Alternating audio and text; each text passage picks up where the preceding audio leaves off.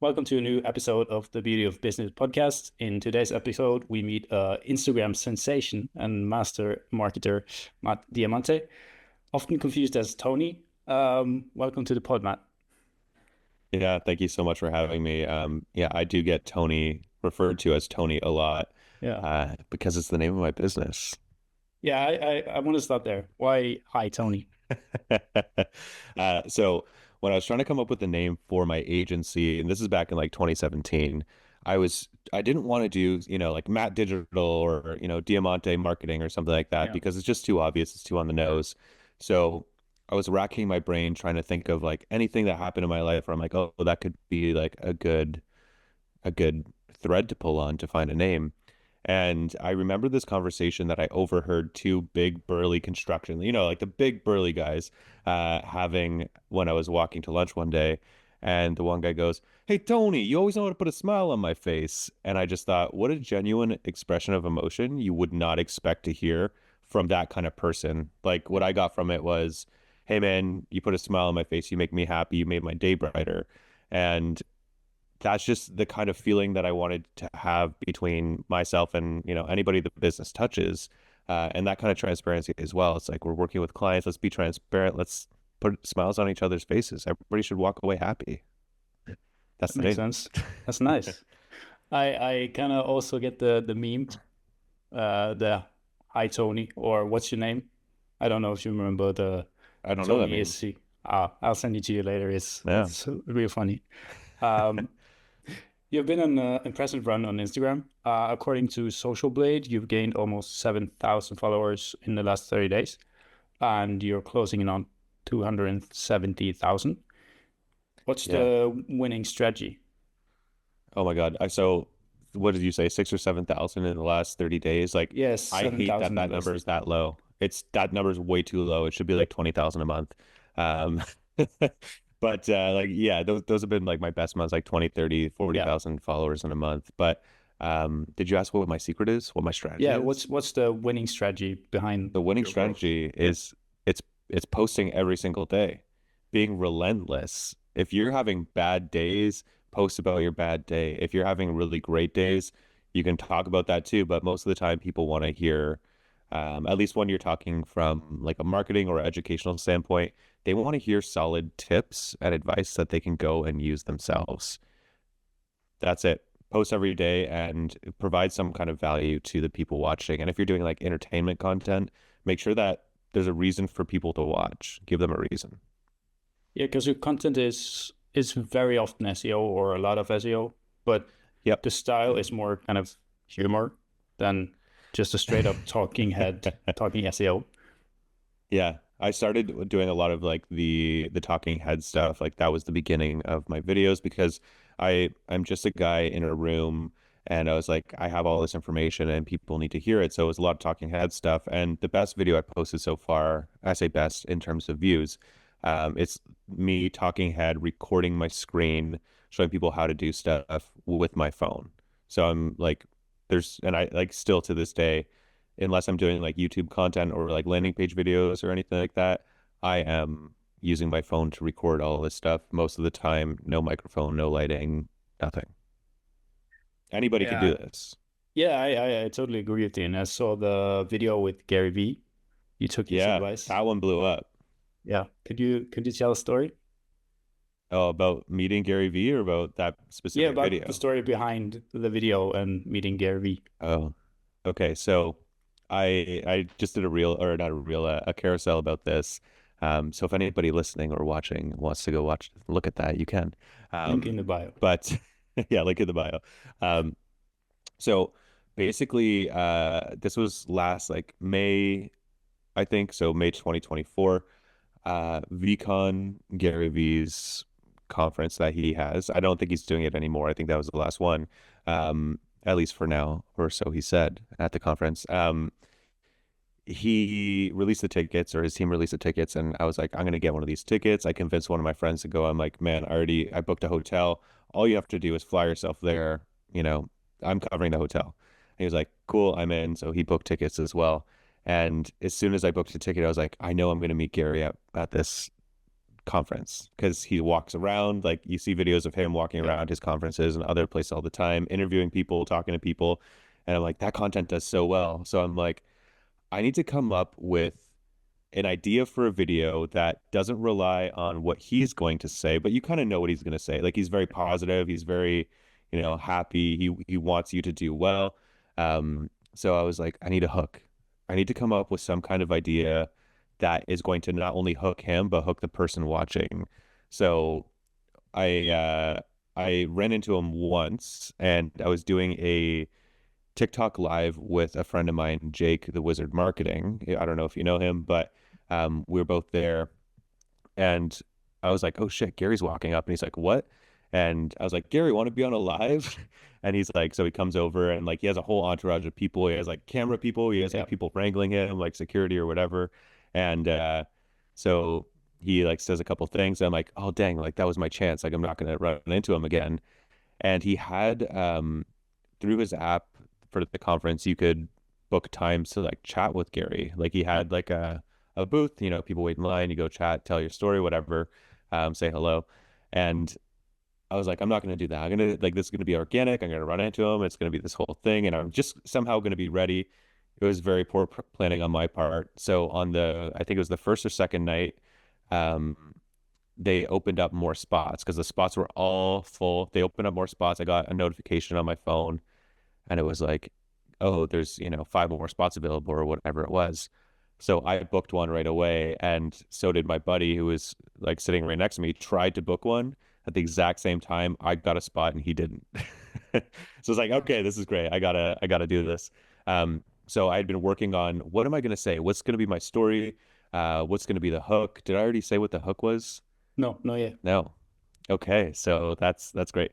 So the hook that I was like toying around with, and I wasn't sure because I'm like, this is gonna piss people off, or potentially piss him off, is Gary, I got a bone to pick with you, right? So I'm coming in like negative. I'm coming in angry, upset. I wasn't, my body language wasn't angry or upset, but what I was saying is like, oh shit, like this guy, like what did I do to this guy? And so I was like, that's the first thing. That's the hook. It's a emotional, stirring thing. And then from there, it's like, where do you go with that? So, and like I had to be truthful and tell my like actual story of what happened. And the whole reason why I started posting on Instagram is because of Gary, Yeah. right? So he had a book called Jab, Jab, Jab, Right Hook, which I read, and it's phenomenal in basically saying you have a huge opportunity right now. Social media is free. The algorithms push your content out to a ton of people. And mind you, now the book is a little bit dated. They talk about some social platforms that just didn't make it through the cut, but the core lessons are there. So I read that book and a book called The One Thing. And basically, with those two books, I was like, okay, I can post videos on social media every single day. And my goal was, I'm going to prove these guys right, or I'm going to prove them wrong. Right? I'm going to do this for an Yeah. entire year, post every single day, like, and actually try, not just, throw up a picture on Instagram and be like, oh, why didn't I go viral? But like, try to make videos, you know what I mean? Um, so I told this story in the video, and it's like a 30-second video. I think now it has like 5.4 million views. Like it's quickly becoming the biggest video I've posted. Um, so I'm like, I say to Gary, I have a bone to pick with you. And he's like, you have a bone to pick with me? What did I do? Kind of thing. And I was like, I posted every single day on social media for 6 months and nothing happened. And he goes, nothing happened? And I'm like, yo, I got like 1,500 followers, like nothing crazy. Yeah. And then he's like, well, why is that my problem then, basically? And he's laughing and all this kind of stuff. And I'm like, but listen, a week after those 6 months, I had 2 videos go viral, hit over 1 million views. And now I'm at like 200,000 at the time, Yeah. 200,000 followers on Instagram alone. And I tell him, it's all because I read your book, Jab, Jab, Jab, Right Hook. And, he shakes my hand, we take a picture, all that kind of stuff. But I got it all on video. And that's the story. A lot of people are like, wow, it's just like right off, like off the cuff, all this kind of stuff, which a lot of his content is like either Yeah. him talking or somebody else telling their story. And like if it's the right moment that they've captured, that can potentially go viral. But me thinking, I'm like, I'm not going to waste this opportunity. I'm going to take as much advantage of it as I can. That's really smart. And also for on their end, kind of putting up that booth and giving every person a minute or 30 seconds is Yeah. such a genius idea in terms of content creation. Yeah. Like through an hour, you have 120 people going through and telling their Yeah. story. It's unlimited content. It's wild. Yeah, genius. Um, so you obviously how much do you post? Is a minimum one a day or is it multiple Minimum posts? one a day. Yeah. I try to do 2 to 3 per day, but because I'm running a business, I'm doing all this other stuff, and I don't batch my content. I do like all the videos you see are videos that I've recorded that day. So if I'm wearing this blue sweater, which you can see in a video that I already put out today, it's because that's what I'm wearing today. Yeah. So it's on the day, daily. Yeah. I try doing batch content and I just don't like it. Like it doesn't feel authentic to me to record 30 videos and then put them out over a month or over a couple weeks or whatever. I'd rather wake up in the morning and I'm like, how can I be creative today? And it really helps to flex that muscle and make it part of your routine rather than just, oh, today's the day that I shoot my content for the month and I'm really dreading it because I'm going to have to be like, quote unquote, on all day. Yeah. I don't like that. But how do you actually train that creative muscle? Because I imagine you have some sort of system or kind of like we make this amount of videos on SEO and then marketing or advertising, or is it just today I feel like talking about SEO or advertising? It's today I feel like talking about Okay. blank. Okay. Yeah. And it gives you an opportunity to talk about things that are happening in the world. Yeah. I did a video recently where I was talking about, I don't know, the White House website or something. They removed a bunch of pages and people were freaking out. It's like, well, they removed all these pages, all this kind of stuff. Like that's not constitutional or whatever it was. And so I made a video about that where I'm like, I don't really care that they remove these pages, but care how they remove those pages. They use a 404 error code when they should have been using a different error code. And then I go into explain the SEO impacts of all that kind of stuff. And that video did quite well. Yeah. But it's stuff like that where you're just scrolling on Instagram or you're on Reddit or whatever, and you're like, oh, that's a really good idea. I should go do that idea right now. That's awesome. I batch my content. So tomorrow on Tuesdays, I have a content day. But I get your point because filming all day or kind of getting in the mood Yeah. is not easy every Yeah. Tuesdays. And what if you had a bad sleep, right? Or what if you have other things on your mind? It's just, it's for me, like I tried batching my content. I hired a company and they were scripting videos and editing the videos, which is really great. That saved me a lot of time. But I had to film everything and send them all the clips and all this kind of stuff. So it didn't really save me time because I was still organizing everything. Yeah. And I was posting those videos, like I would post them for like 2 or 3 weeks and like not have to film anything, which was great, but I would still film like here and there. Yeah. And I found that because I wasn't flexing that muscle every day, it was more difficult for me to come up with ideas and be creative with the videos. But if you do it every single day, you're going to like that muscle is going to get stronger. Yeah, and you also get more comfortable in front of the camera as well because it's 100%. every day. So Yep. I think that's the kind of what most people struggle with. Getting started with content is seeing and hearing themselves. Yeah. It's not comfortable. Yeah, I mean, I used to like this is like a total side story, but I used to be in a band back in the day, and I got really I was the singer in the band, believe it or not. We weren't very good, but I got used to hearing my own voice. Yeah. You know, went to the studio, you hear it back, you're like, oh, I fucking suck, um, or I could do that better, and you just get used to it. And then Yeah. when I first moved to Toronto after after college, I was doing like street interviews, talking to people, and I was editing all those clips. So I got really used to hearing my own voice and like being more comfortable on camera. But even with all of that, I took like it was several, maybe like 8 years or something between when I was doing that, when I Yeah. stopped, and when I started doing like videos now on Instagram. And if you scroll back, like I didn't delete, I've deleted a couple videos that were just like actually really shitty.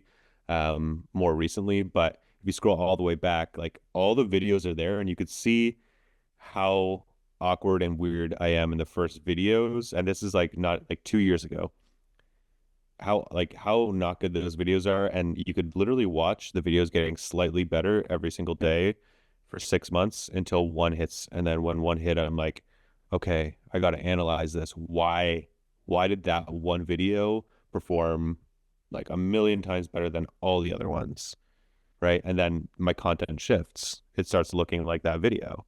Yeah. It starts sounding more like that video until something else hits. And I'm like, well, what was it about that video that did so well? And that's how you make better content. It's just reps, basically. It's reps. Or was it Gary or like Alex Hermosi or something said, professional baseball players don't start out just hitting home runs. They've swung at that ball, 1,000, 10,000, 100,000 times. And yes, they learn the moment or the movement to hit that ball to knock it out of the park because they've done it so many times, right? They're not thinking about how do I hit the ball? They're just swinging. They're not even thinking about swinging. They're just like, right? How much impact has the social growth had on your business? 1,000,000%. It's like it is why my business is the way it is, like how big it is now. If I hadn't like, sorry, let me go back. Before I started posting on social media, before anything took off, before I had followers, I was a referral only business, and we were averaging between like 20,000 a month and $50,000 a month in revenue, right? In billings. And it sounds really great between 20 and 50,000, but when you have staff, when you have other expenses that you're paying for, and you like for those $50,000 months, I had to hire freelancers to Yeah. help with our stuff. For the $20,000 months, I needed to make sure I didn't have too many expenses because our revenue was a lot lower, right? So it's this big, sine wave up and down, up and down. And as a business, you can't really look to the future. You can't plan ahead and say, okay, well, I'm going to need, two employees or two staff to help with these projects, which also having people on the team is a lot cheaper than getting freelancers, right? When you hire freelancers, they they're in the same business model, right? Some Yeah. months are really good, it's feast or famine.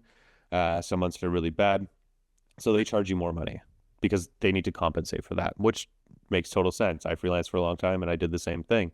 Um, but with social media, my goal was I want to have a business where I'm not emailing people. People aren't just referring, their friends or family or other businesses to me. I want strangers to contact me. I don't Yeah. want a cold call. I don't want a cold email. I don't want to do the whole sales, bullshit. I want people to contact me. And so I started posting on social media, and I really didn't have that much work coming in because we were referral only. And I Yeah. just parted ways with one of my biggest clients. So I was like, okay, this something needs to change. And I had a lot of time. So I was making the social content like 3 videos a day religiously for several months. And honestly, like now my phone rings all day, my email inbox, like it's hard for me to keep up with even important emails that I need to, respond to.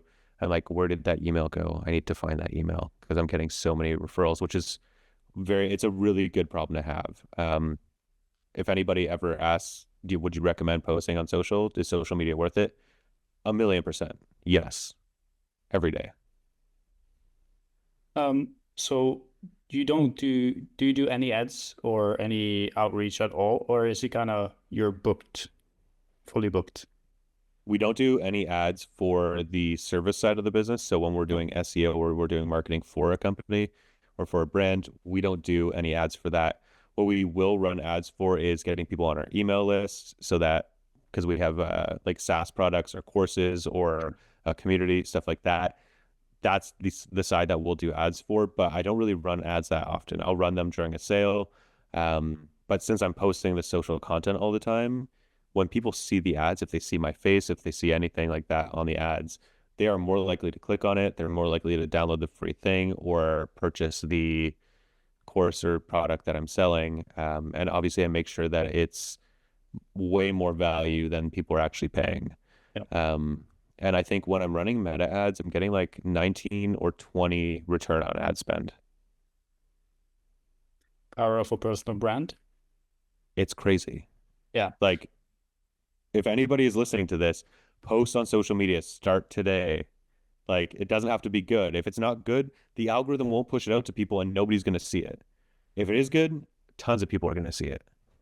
Yeah, it's but we are pushing our clients to like post more, and especially Mhm. service-based businesses, kind of more personal branding, more posts, more from the company and the personal side of things, because exactly what you're saying, it gets cheaper when we run ads because you're Yep. already recognizable for your audience.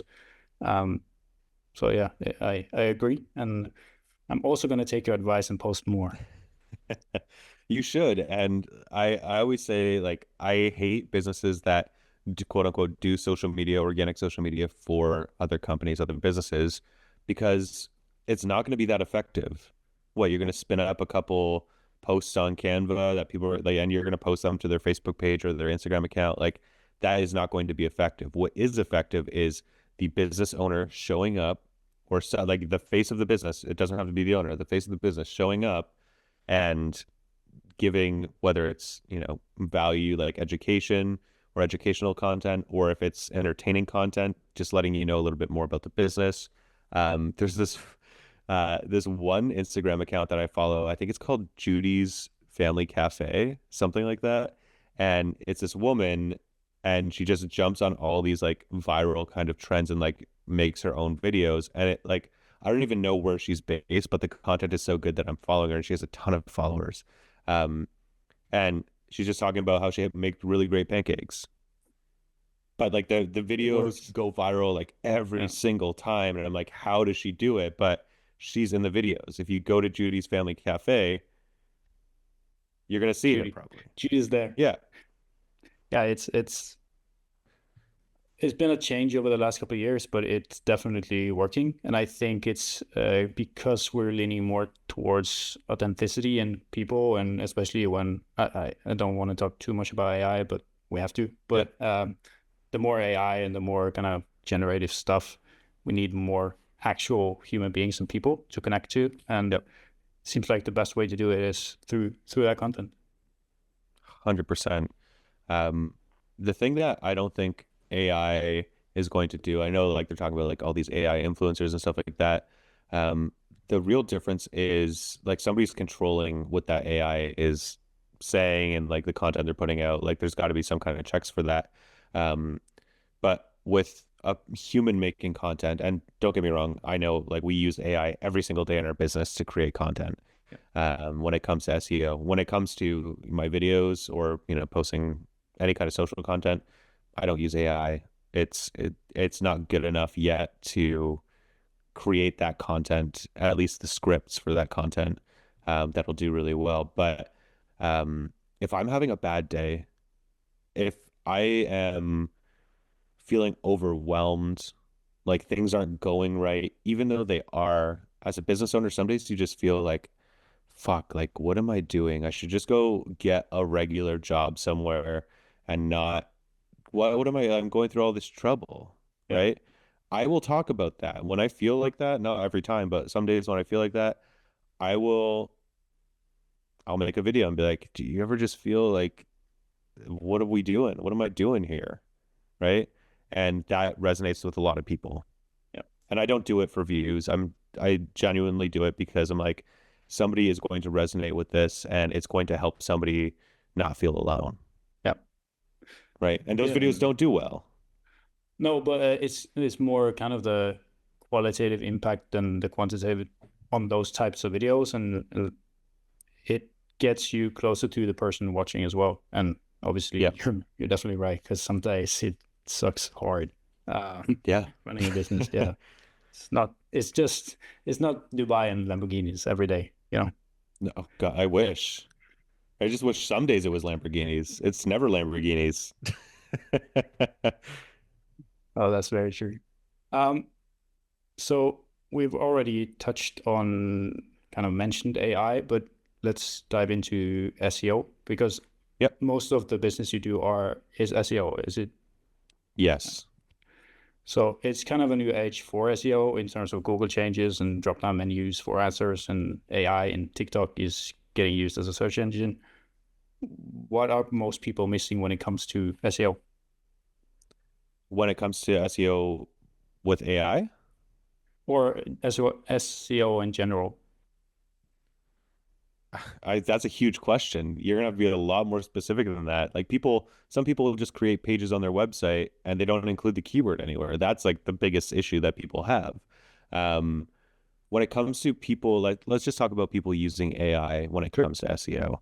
So if you go into ChatGPT and say, write me an article about blank topic, whatever that topic is related to your business, and you copy that and you paste that onto your website, chances are you're not going to rank.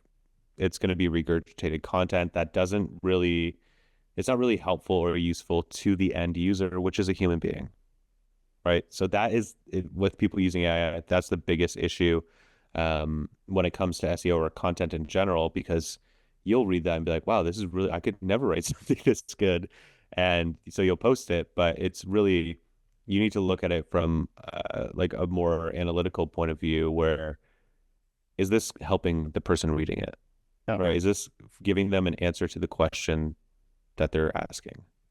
If the answer is no, it's probably not going to do well.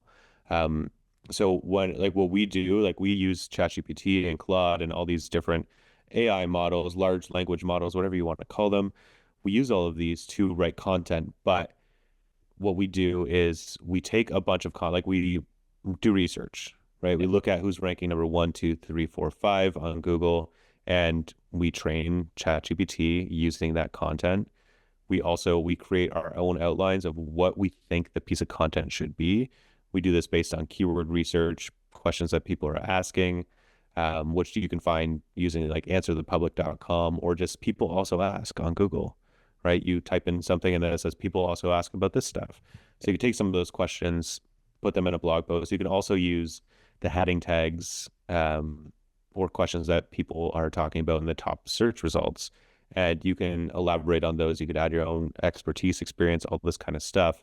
And one of my favorite things to do is interview a client, right? So it's like, hey, we want to write these blog posts, whatever. And like everybody knows we're using AI to do this stuff, at least get the first draft. But we'll interview a client or, you know, have a Zoom with them and record that.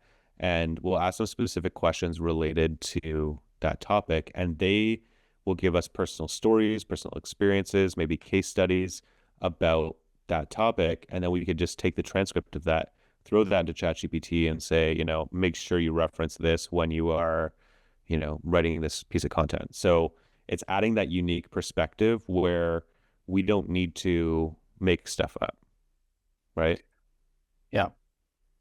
And that's what search engines want to see. That's literally all the content online. People want to see a different perspective, a different take, a different version of that, and it needs to be helpful or entertaining. How do you think about volume? Because we've seen, especially when kind of ChatGPT got released, there were some SEO guys online kind of just Yep. spam content on your website. And Yep. it seemed to be working for a little while, but then Google kind of re-indexed AI content or whatever. Yep. How much volume do you usually recommend?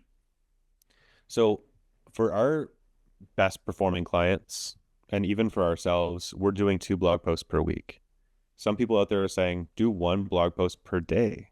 And yes, you can do that, but you need to make sure that you can maintain consistency. Yeah. So if you're doing 365 blog posts a year, that is a lot of content and a lot of different topics. Yeah. Right. And everybody listening might not know, every page on your website should be about a unique topic, right? Or like, I guess a unique question about that topic, you could say. So 365, that's a lot. If you answer every question, you know, in a year, 2 years, that somebody might have about your business. And some people do it all in a month and they're like, cool, here's all the content anybody could ever need to know about my specific industry or niche. Like, then what? Google wants to know that, you know, and search engines want to know, when was this last updated? Yeah. Did you add relevant information? And again, there's no way that if you're doing a blog post every day or, 10 a day, that you are internally linking, that you are including references to that content, even the content, like making sure that it's good, Yeah. right? Like even like a professional, whatever in your like, in an industry, writing one blog post every single day is going to be tough. You'll run out of Definitely. steam.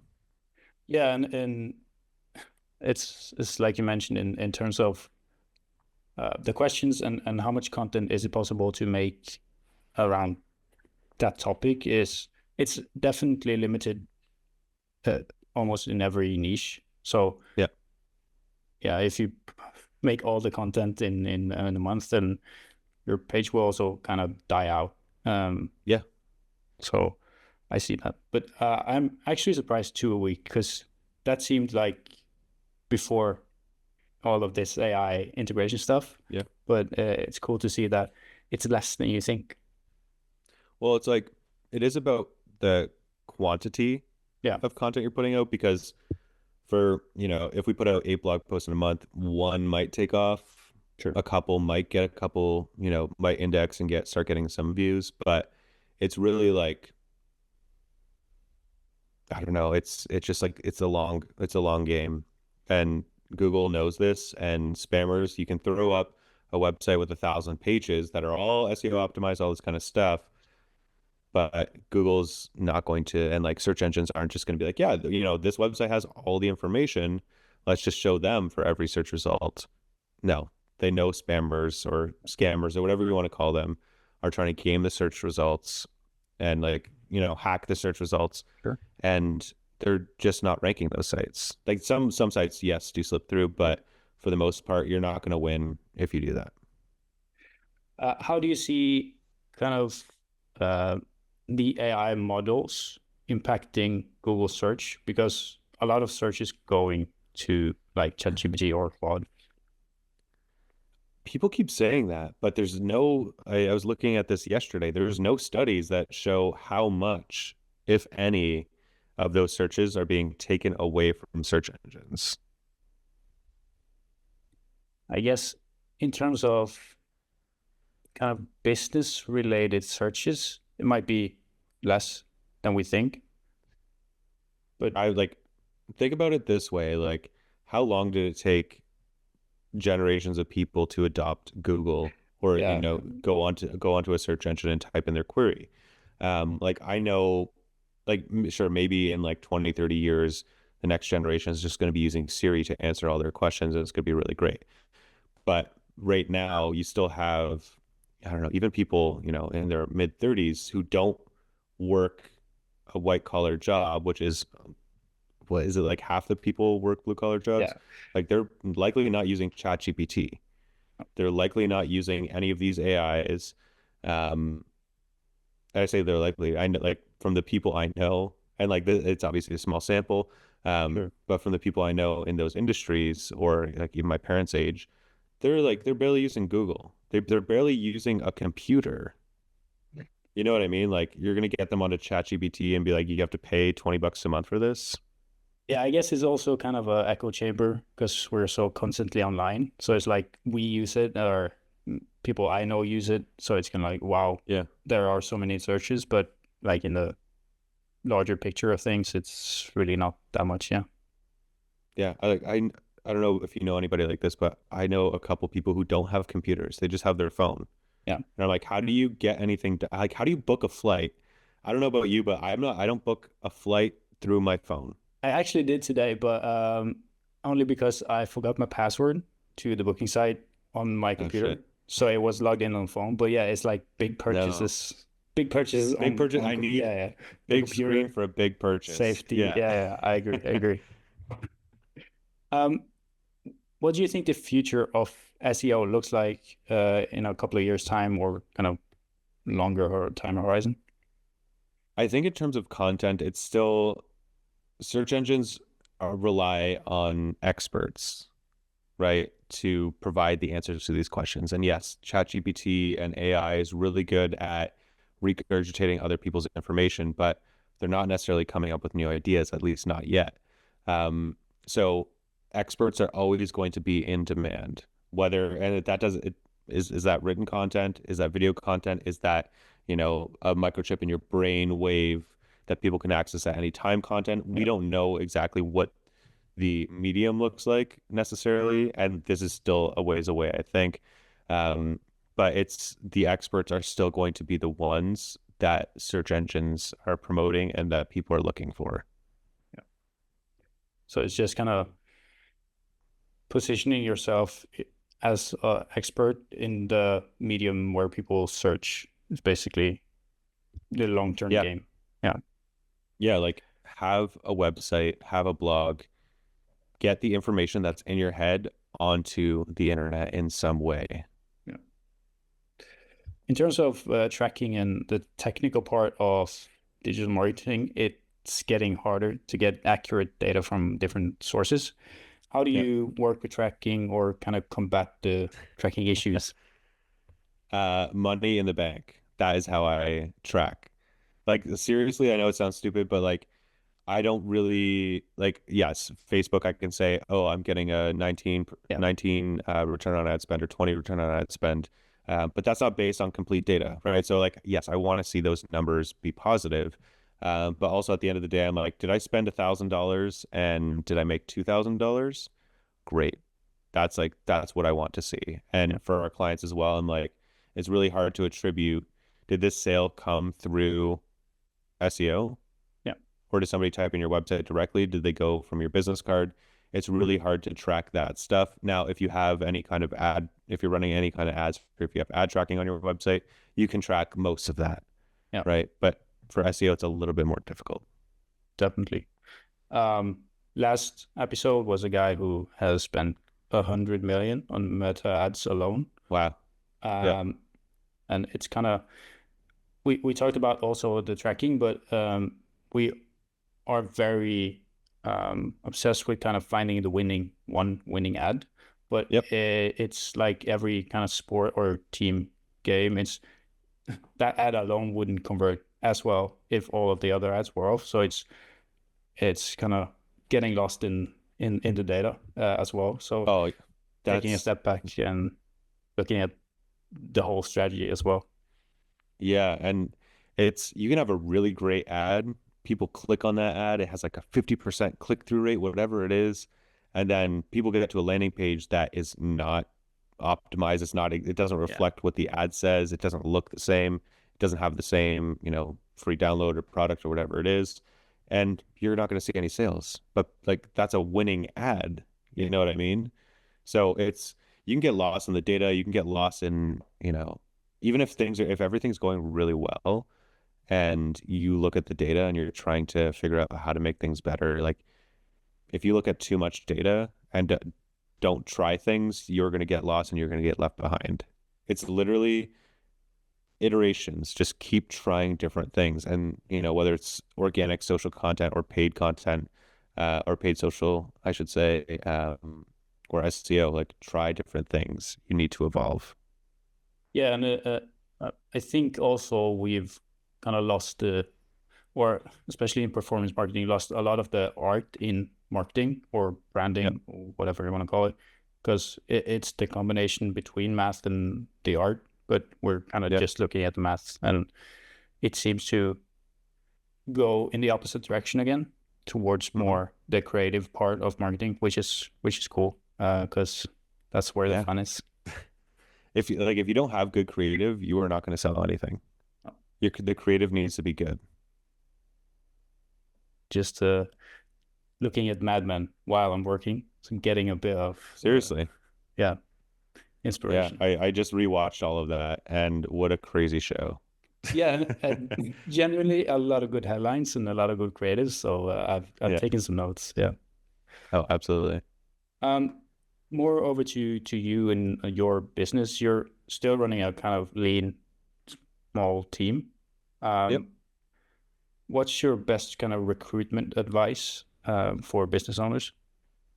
So it really that's a huge question. For me, because SEO is so content heavy and you need to have people who can write.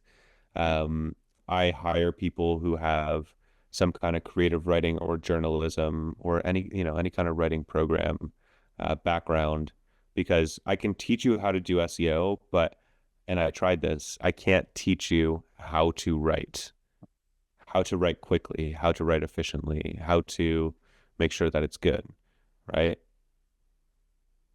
So it's more the creative part. Do you not hire any kind of technical people, technical support, or is it just writing? We have two people on the team who are more like the technical SEO side of things. Sure.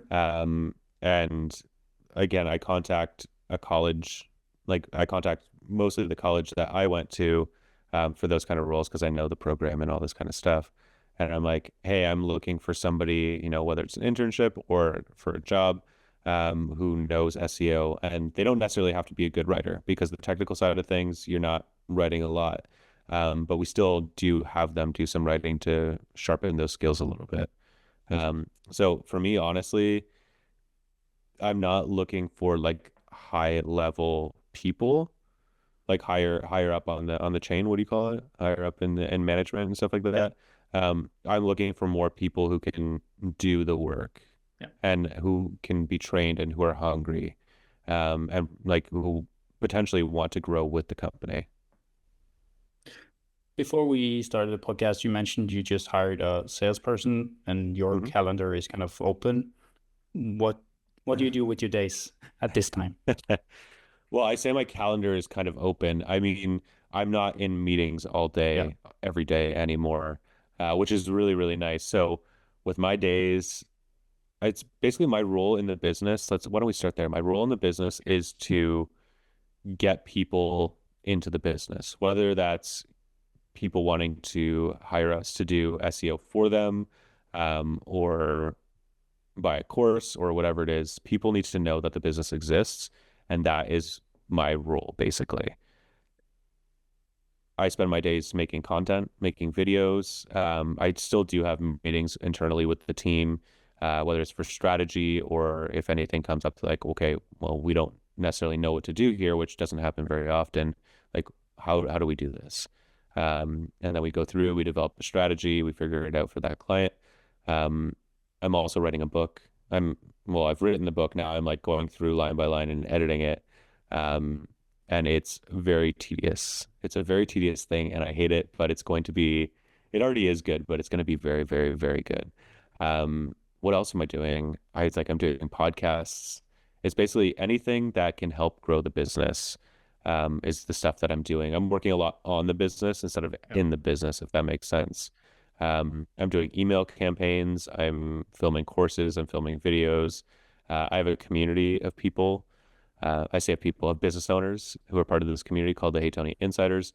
I'm helping them out. I'm doing live calls in there. So it's a lot of talking, if that makes sense. It's a lot of getting the knowledge out of my head. Yeah. Ever get tired of yourself? Do I ever get tired of myself? Uh, yes, every day. And that's when I make sillier videos. And I'm like, this is so Yeah. stupid, but yeah, let's just do something different. Do you do any fulfillment for the clients these days, or is it mostly the rest of the team that does the fulfillment My goal this year is to almost completely, besides strategy and helping the team, be out of day the to day to day? day of the business. And I just brought on a salesperson, and she's absolutely killing it so far. I say salesperson, she's just going over what we do and like the strategy with Yeah. people who already want to work with us. So she's taking those calls, and yeah, I don't know what I'm saying, and if. So that's freeing up a lot of time where I can spend making the content. And I'm going to be starting on YouTube very soon, very shortly as well. My wife saw how stressed I was, and she's like, okay, well, one of the things you need to do, like I have this whiteboard over here. She's like, one of the things we need to do is, or one of the things on your list is that you need a lighting setup and you need somewhere to film like YouTube videos or landing page videos or something that just looks more Yeah. professional. I already had the camera and I already had the lights, but we just moved into a new house and we didn't have that set up. And so she spent like a whole weekend building this whole room, which I'm like, I can show you, but I can't show you. Um, just like decorating the whole thing, building these bookshelves, designing it, all this stuff, putting literally like all the decor that we had in the entire house basically on these shelves and making it look great. And then I was like, okay, now I can film, and it's amazing because now we have like a dedicated space that's set up for that. So she really took a lot off my plate, and helped me move forward with that stuff. But um, yeah, it's just making content. If you're not making content as a business owner, like you're leaving a lot of money on the table. Is it okay if I ask about like revenue numbers? Where are you Sure. guys projected to go this year? Um, so in 2023, agency wise, we were doing about 600K in revenue, and that's like in a year. Yeah, And now we're projected 2025 over 2 million. love to see it. Yeah, and it really is crazy. I'm surprised that we were making that much money in 2023 when we were referral only. Yeah, that's kind of a very good indication of the quality of work, though. If you can do 600 just based on referrals, Yeah, that's yeah, that's really cool. it's crazy. Now, Yeah, I've never seen it or heard it put that way, but that is absolutely crazy. yeah, that's high quality work. Um, what's been the hardest part of your entrepreneurial journey? Um, Getting back up, like as an entrepreneur, I'm sure you know, anybody listening who's an entrepreneur, you fall, you fail, you mess up, you fuck up. And the hardest part is getting back up. And sometimes you have to get back up every single day, sometimes multiple times a day. Sometimes nothing's going right, but I'm going to wake up tomorrow. I'm going to get back up. I'm going to keep working and moving forward. Yeah, I think it was Elon who said, "Be or entrepreneurship is like uh, eating glass and staring into the abyss," which is a beautiful quote. Yeah. And I totally agree with you. It's getting punched in the face and just keep going. Yeah. Um, 100%. And it's not for everybody. no, definitely. And that's kind of the last 5 years or so has been very like pushy to start a business. Everyone has to be an entrepreneur, Yeah. which I think it's very cool. There's a lot of upside, but it's definitely a lot of downsides to it as well. And not Well, everyone's made out to do it. the one thing, like, okay, so running a business is great for a lot of reasons, but it's also not great for a lot of reasons. So the number one reason it's great is because you have a lot of sources of revenue, right? Oh my God, I have like a hair sticking in my mouth. You have a lot of, sorry, you have a lot of sources of revenue, which it to me, I'm like, that is the safer bet, right? Because what are the chances that all your clients or all your customers are going to leave all at once? Very slim chances, right? If you're just working a regular job, yes, it is like quote unquote safer because you have, same paycheck, you're getting paid, all this kind of stuff, but you have one source of income. What if something happens to that company, or I don't know, they get bought out and you get let go, like there's your safety's gone with that, right?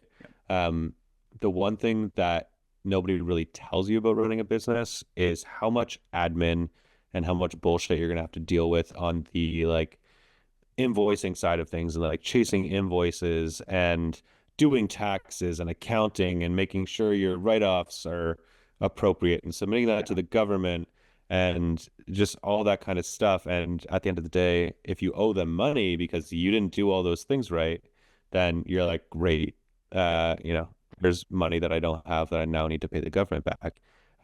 Working with an accountant is the number one thing that I will say that every business owner should do as soon as you possibly can. Yep, makes sense. Um, just like a question towards more kind of our uh, business area or business niche. Do you think it's still Yep. possible to start a successful digital marketing agency today? Yeah. Why not? Is it not saturated? There, I mean, in the US alone, and I'm saying US alone because that's the research that I've done, there's like something like 30 million small businesses. How many agencies, how many clients do you think one, let's say, if it's a solopreneur, right? Or even if they have like they can take up to 10, 15 clients, Sure. that's a lot of potential agencies, right? Servicing those clients. And not, every agency is going to make it. You have to be good at what you do and keep getting better and, learn all that kind of stuff. Yes, it's still possible to start digital marketing agency today. Yeah, I agree with you. It's a nice clip to have in terms of the social medias because we see Oh a lot yeah. of it today. And it's like it's saturated, but nothing is really saturated. It's just you need to be better. It's like saying hotels or restaurants are saturated, but if you're Yeah. better, if your pizza is better than the next pizza, then the market is, Yeah, well, that's the thing too. Everybody has a different flavor of person that they want to work yeah, with or that jives with them or, that they work best with. And I'm not for everybody. I know that. I'm for some people. But then there's, somebody down the street who is for those people or some of those people that aren't for me. yeah.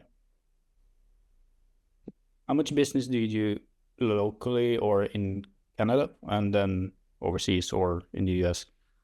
I would say it's about 15 to 20% in Canada. The rest is international, which Yeah. is crazy. I never, thought that I would have that much international business. A lot of it's in the US, but we also work with people in Europe, in the EU, or sorry, in the UK, Australia, like literally all over the world. It's blows my mind. And that's the power of social media, Yeah. the And internet. it's also really nice because you also kind of, in terms of risk, you also diversify your risk in different markets as well. So Yeah. if Australia sucks, then you still have a couple other countries to rely on. Oh, 100%. And I know there's all this talk, and it's not just talk. There's like tariffs coming out for a lot of businesses, and those are more like physical good businesses. Sure. There currently isn't tariffs on like software or services, No, which is really great. But you never know, right? Shit could happen, and then if you put all your eggs in one basket, you're kind of screwing yourself a little bit. definitely. What are your best advice for young or new entrepreneurs? Young or new entrepreneurs, failure is not failure. It's only failure if you give up, if you continue to move towards your goal.